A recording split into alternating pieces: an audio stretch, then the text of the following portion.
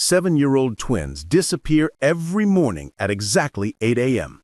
For 2 weeks, Kevin Smith watched them beg for food outside a corner store, their torn purple sweaters and duct-tape shoes telling a story no one wanted to hear. Today, he decided to follow them. But nothing, absolutely nothing, could have prepared him for where they were going, or the choice they had made that would shatter everything he thought he knew about survival, love, and the promises we keep. Before we continue, please tell us, where in the world are you tuning in from? We love seeing how far our stories travel. The rain hadn't stopped since dawn, and Kevin Smith sat in his car, engine running, watching two small figures through his windshield. The twins couldn't have been more than 7 years old, standing under that same corner store awning on Birch Street where he'd seen them every morning for the past 2 weeks. "Please, can you spare some food?" Their voices barely carried over the rain, but Kevin had heard those words enough times now that they echoed in his head even when he was miles away. The taller one, Haley, she told him her name was Haley, always spoke first. Her sister Harper, distinguishable only by a small birthmark on her left cheek, would nod along, clutching a plastic bag that held whatever kindness strangers had offered that day. Kevin checked his watch. 7:58 a.m. In 2 minutes, they would leave. They always left at exactly 8 a.m. No matter how much or how little they'd collected. He tested this theory for 3 days straight now, and they were never a minute off. Where did 2 7-year-old girls need to be so punctually? Today, he was going to find out.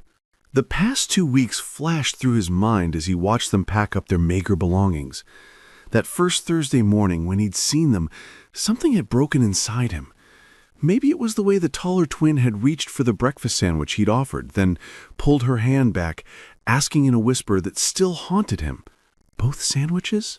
Really?" Or maybe it was because his own son Jeremy was only 2 years older, safe at school right now, worried about nothing more serious than his upcoming soccer game. "Thank you," the twins said in perfect unison to an elderly woman who had just handed them a dollar bill.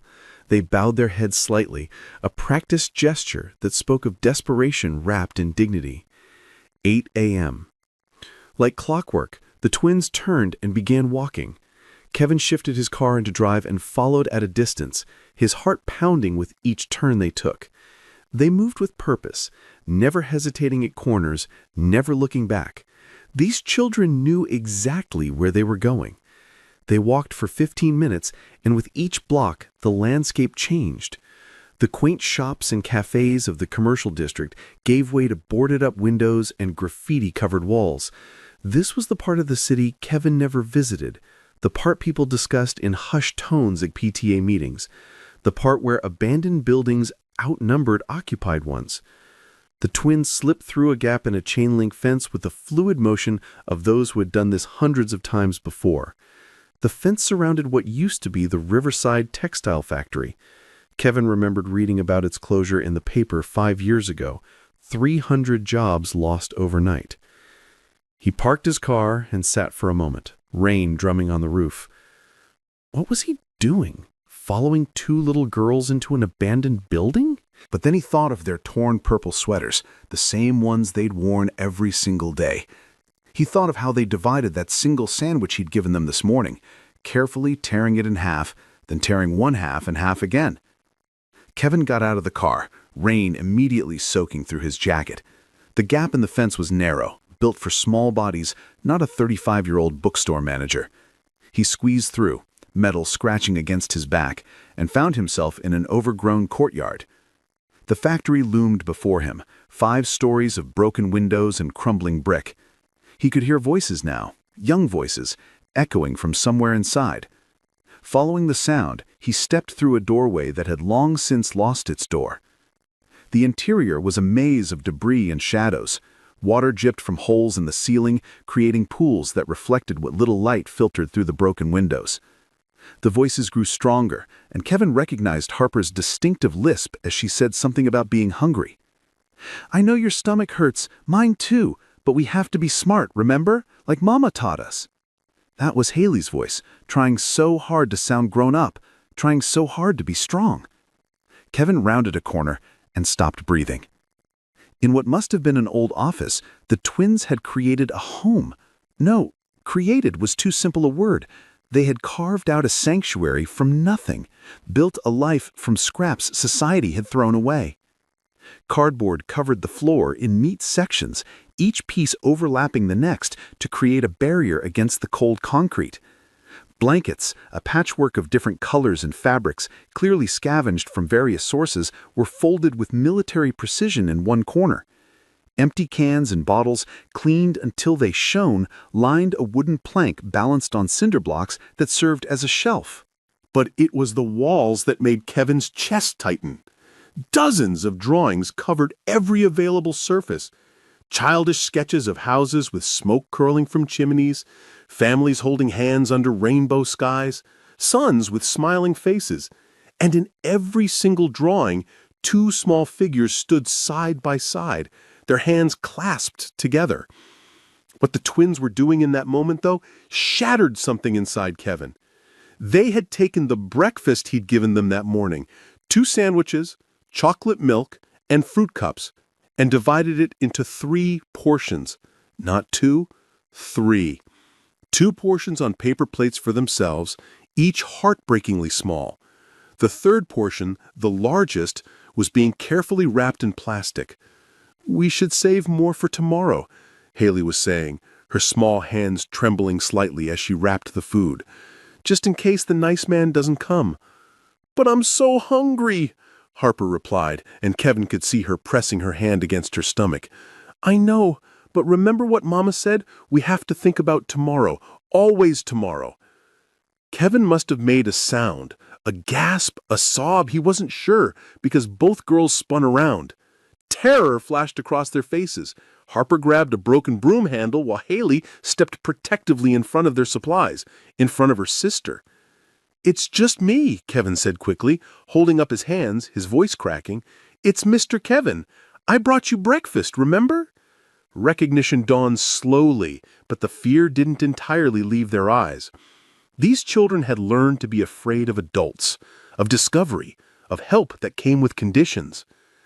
"You followed us," Haley said, and in her voice was the accusation of every broken promise they'd ever heard. "You're going to call the police. You're going to separate us."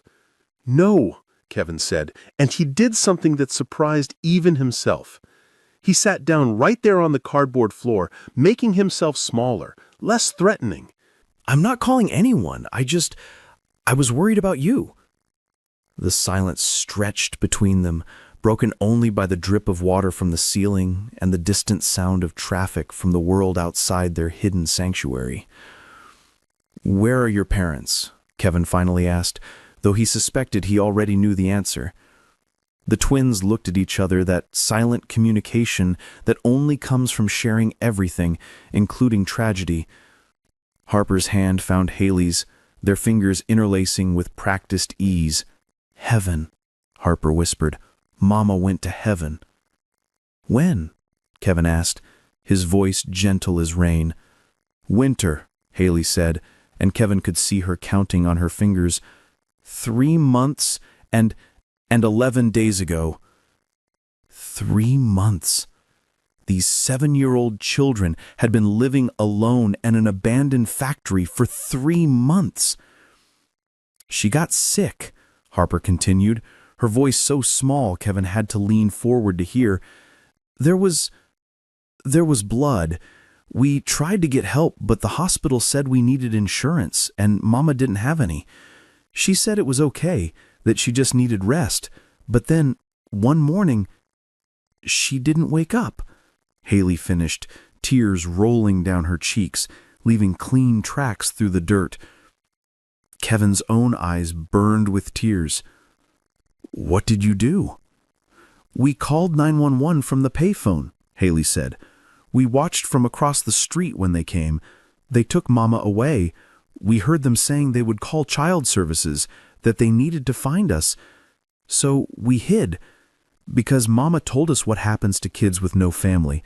They get separated, different homes, different families. She made us promise to stay together always." "So we stay together," Haley said with a fierceness that belonged to someone 3 times her age. "We take care of each other.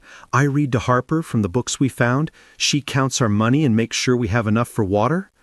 We wash in the gas station bathroom really early when no one's there. We're very quiet. We're okay." But they weren't okay. Kevin could see it in the hollow of their cheeks, the way their shoulder blades protruded through those torn purple sweaters, the careful way they moved as if they were afraid of using too much energy. "What was your mother's name?" Kevin asked. "Christina Walker," both girls said together. "She was the best mama. She worked at the diner on 5th Street. She made the best pancakes. Even the cook said so. But then she got too sick to work, and we had to leave our apartment. We lived in a motel for a while, but when she couldn't pay anymore, we came here," Harper finished.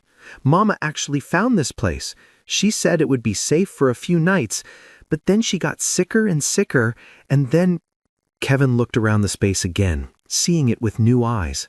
This wasn't just a shelter. It was a monument to their mother's last days, to her desperate attempt to keep her daughters safe even as she was dying. The neat organization, the careful rationing, the drawings on the walls. All of it was 2 little girls trying to honor their mother's memory by surviving the only way they knew how. "Girls," Kevin said carefully, his mind racing. "What if I told you I could help you stay together? What if there was a way you didn't have to live here anymore, but you wouldn't be separated?" Harper's eyes filled with tears, but there was anger there too. "Everyone says that. The lady at the church said that. The man at the shelter said that." But then they all say the same thing. Foster homes don't take 2 kids together. They just don't. We're not stupid. We know how it works. Kevin thought of his empty house, too quiet despite Jeremy's presence. He thought of his wife, Sarah, who'd been gone 2 years now, a brain aneurysm, sudden and devastating, leaving him and Jeremy to navigate the world without her warmth. Sarah had always wanted more children. She'd actually had adoption papers in her desk when she died, had been researching, planning, hoping. "I have a son, Jeremy. He's 9. And I have a house with 3 empty bedrooms. I'm not talking about foster care. I'm talking about coming home with me. Today. Right now." The girls stared at him in disbelief. "You don't even know us," Haley whispered. "I know you're brave," Kevin said, and now the tears were flowing freely down his face. "I know you love each other more than anything. I know you've been honoring your mother's memory by keeping your promise to her. And I know that no child should have to live like this. No child should have to choose between starving together or eating separately." "What if you change your mind?" Harper asked, her grip on Haley's hand so tight her knuckles were white. "What if we're too much trouble? What if your son doesn't like us? What if—" Kevin moved closer slowly, telegraphing his movements like he was approaching frightened animals. He opened his arms. "Come here," he said softly. For a moment, nobody moved. Then Harper made a sound, half sob, half wail, and flew into his arms.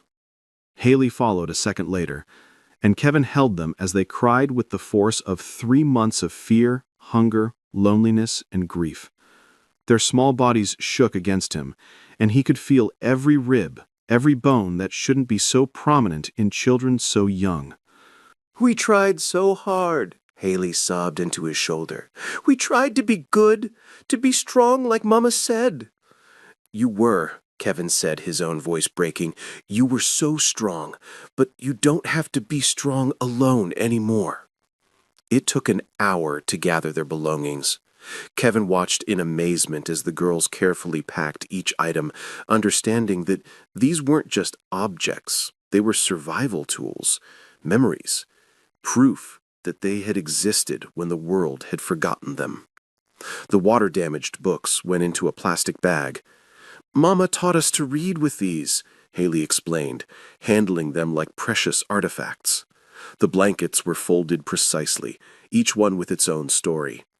"This one we found behind the Goodwill," Harper said. "It was almost new. And this one a nice lady gave us when she saw us sleeping in the park before we found this place." But it was the drawings they were most careful with, peeling each one from the wall with reverence. "We drew these from Mama," Haley explained. "Even after she was gone, we wanted her to know we were okay, that we were staying together like she asked." As they prepared to leave their sanctuary, Harper suddenly stopped. "Wait," she said, running back to their makeshift shelf. She pulled out a small jewelry box, the kind sold at dollar stores, its pink paint chipped and faded. "Mama's things," she explained, opening it carefully. Inside were a few photographs, a simple wedding ring, and a folded piece of paper. Harper handed the paper to Kevin. It was a note written in a shaky hand. "To whoever finds my girls, Haley and Harper are good children. They are smart and kind and brave. They have no family but each other. Please, please don't separate them. They are all each other has. I am sorry I couldn't be stronger for them. Christina Walker." Kevin had to sit down on the cardboard floor again, overwhelmed by the weight of this dying mother's last wish. "She wrote it the week before," Haley said quietly. "She made us memorize our full names, our birthdays, her name. She said if anyone ever found us, we should show them this note. But we never showed anyone because we knew they'd separate us anyway." Walking to Kevin's car was surreal. The girls held hands, but Harper's other hand slipped into Kevin's, her small fingers curling around his with a trust that humbled him.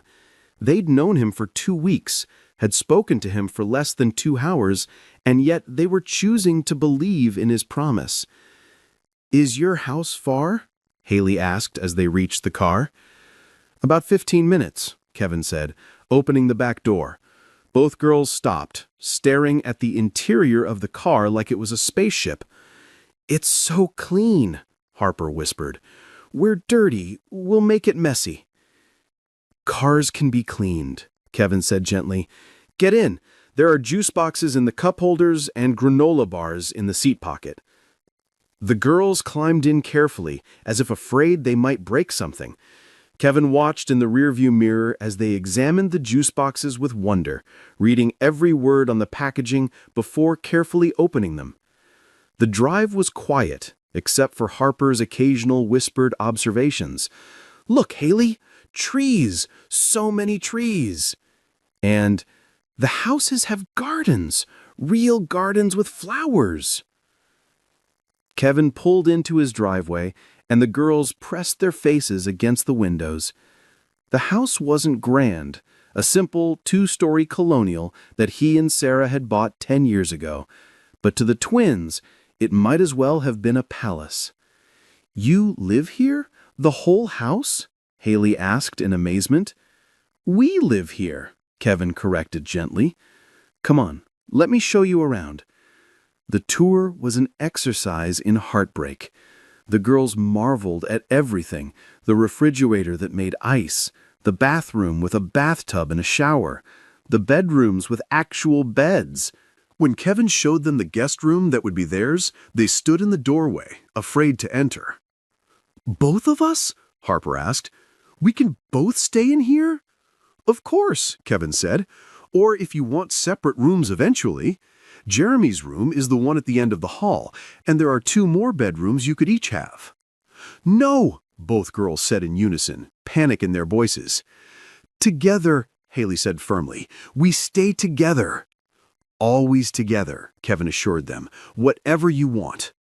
While the girls explored their room, touching the bedspreads reverently, opening and closing the closet door in amazement, Kevin called his son's school. Jeremy needed to know what was happening before he came home. Then he called his lawyer. Then child services. The legal maze would be complicated, but Kevin had something working in his favor: a stable job, a home, and a documented relationship with the girls, brief as it was. Plus Christina Walker's note, her dying wish for her daughters. When Jeremy came home from school, Kevin had prepared him, but he still held his breath as his son walked through the door.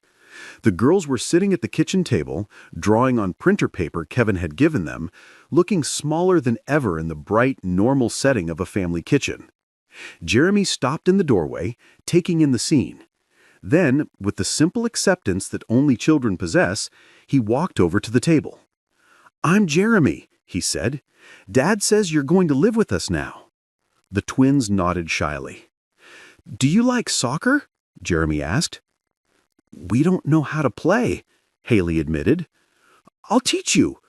"And Pokemon? Do you know Pokemon?" Harper's eyes lit up slightly. "We saw cards once in the trash behind the toy store, but they were all wet and ruined. I have tons of cards. You can have some of mine. We can make you each your own deck." That first night was hard. The girls were overwhelmed by the abundance. The full refrigerator, the hot water that didn't run out, the clean clothes Kevin had quickly bought them from Target. They ate dinner cautiously, as if afraid it might be taken away. They hoarded rolls in their pockets when they thought Kevin wasn't looking. Bath time revealed the full extent of their neglect. Their hair was matted in places, their skin marked with scratches and bruises from their rough living conditions. Kevin had to cut some of the mats out of Harper's hair, each snip making her flinch as if expecting punishment. "I'm sorry," she kept saying. "I'm sorry we're so much trouble." "You're no trouble," Kevin said, his heart breaking for the 100th time that day. "You're children. Children deserve to be taken care of." Bedtime brought new challenges. The girls were terrified to sleep in the bed, insisting they might dirty it. They were used to sleeping on cardboard, they explained. The bed was too soft, too clean, too much. Finally, Kevin lay down on the floor next to the bed. "How about this? I'll stay here until you fall asleep, and tomorrow night we'll try again." The girls climbed into the bed cautiously, still wearing the new pajamas. They held hands across the small gap between their bodies, their fingers interlocked, even in sleep. Kevin stayed on that floor for 3 hours, listening to their breathing eventually even out, interrupted occasionally by whimpers and cries from nightmares. Each time, one twin would reach for the other, and they'd settle again. The next morning brought the first of many small victories. The girls came downstairs to find Kevin making pancakes. He'd found the recipe from the 5th Street Diner online, hoping to recreate something familiar for them. Harper took one bite and burst into tears. "Like Mama's," she whispered. It wasn't exactly like their mother's, Kevin was sure, but it was close enough to be a bridge between their old life and new. The legal process was a marathon of paperwork, home visits, and court hearings. The girls were technically wards of the state, but Kevin's petition for emergency foster care was approved within a week thanks to his lawyer's aggressive advocacy and the circumstances of the case. The social worker, Mrs. Patterson, was a godsend. She'd seen too many children fall through the cracks, and she was determined that Haley and Harper wouldn't be among them. 3 months, she said to Kevin during one visit, watching the girls play with Jeremy in the backyard, their first attempt at soccer.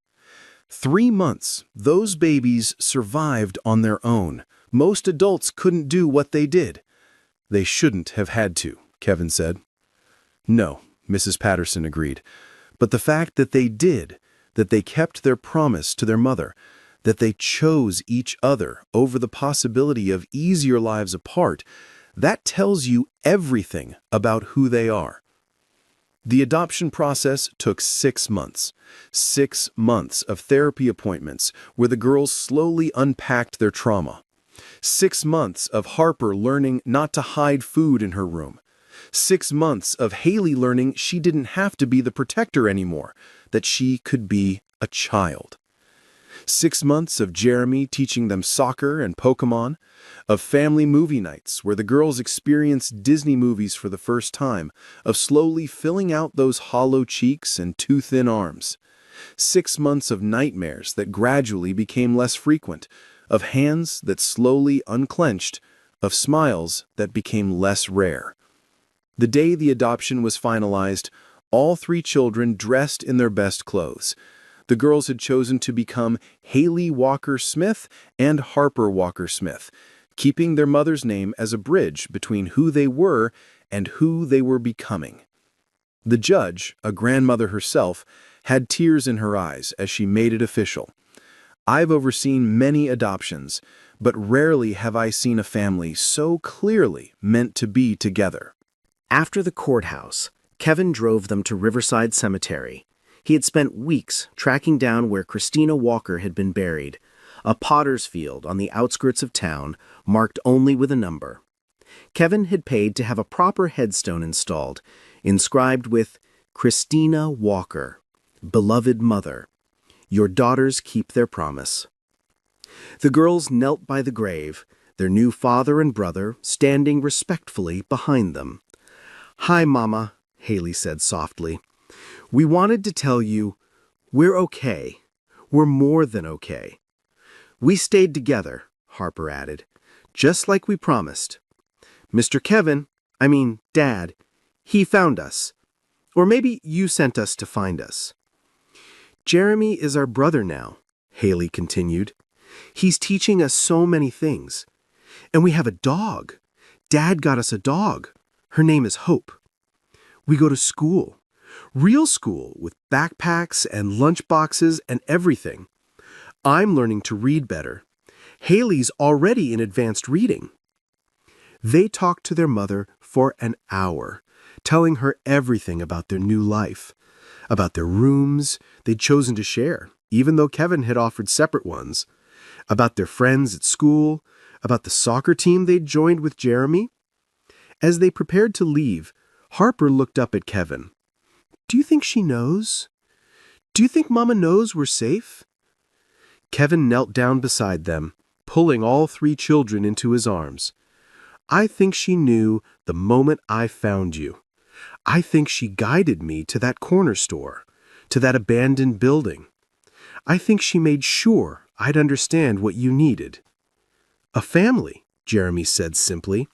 They needed a family, and we needed sisters. 1 year later, Kevin stood in the doorway of the living room, watching his three children work on a puzzle together. The twins had gained weight, their cheeks full and pink with health. They laughed easily now, though they still held hands when they were nervous. They still shared a room by choice, but now it was filled with toys and books and all the things children should have. Jeremy had become the big brother he'd never known he wanted to be, protective and patient in equal measure. The loneliness that had shadowed him since his mother's death had lifted, replaced by the chaos and joy of siblings. On the wall hung a framed collection of the drawings from the abandoned building. The girls had insisted on keeping them, reminders of their strength and survival.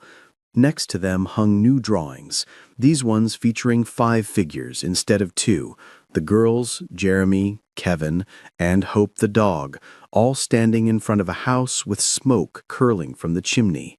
Harper noticed him watching and ran over, throwing her arms around his waist. Dad, will you help us with the puzzle? We can't find the corner piece. Dad. They'd started calling him that about 3 months ago, tentatively at first, as if testing whether they were allowed. Now it flowed naturally, a word that meant safety and love and permanence. Of course, Kevin said, sitting down on the floor with them. Haley immediately scooted over to lean against his side, a casual affection that would have been impossible a year ago. As they worked on the puzzle together, Kevin thought about the journey that had brought them here, about 2 little girls who had chosen homelessness over separation, about a promise kept against impossible odds, about his own broken heart that had been pieced back together by these 2 survivors who had taught him that family wasn't just about who you were born to, it was about who you choose and who chooses you back. The single dad who had followed 2 little girls asking for food had discovered something that stunned him to his core.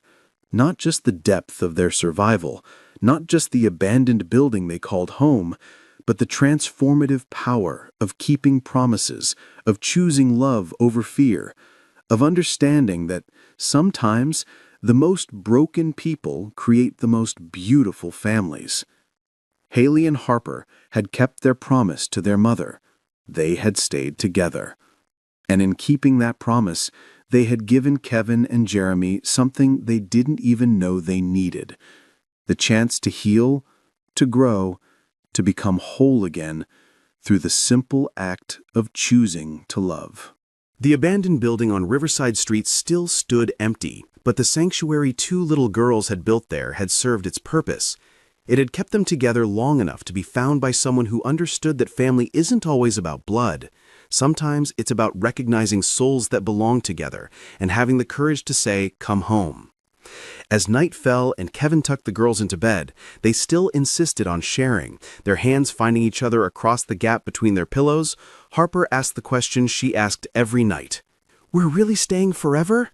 And Kevin gave the answer he gave every night, the answer that never got old, never lost its power. "Forever and always, you're home." "Promise?" Haley whispered. "Promise," Kevin said, thinking of Christina Walker, of the note she'd written with shaking hands, and the love that had kept these girls alive. Promise. Outside their window, the first stars were appearing. Somewhere, Kevin believed, Christina Walker was finally at peace, knowing her daughters had kept their promise in a way she'd never imagined, not just by staying together, but by finding a family who understood that love multiplied when divided, that strength came from admitting you needed help, and that sometimes the most beautiful endings come from the most heartbreaking beginnings. Thank you for watching this story of hope and resilience. Remember to subscribe to Everbell's Stories for more heartwarming tales that remind us of the power of human kindness. Share this video with someone who needs to remember that families come in all forms, and love always finds a way. Until next time, keep choosing love.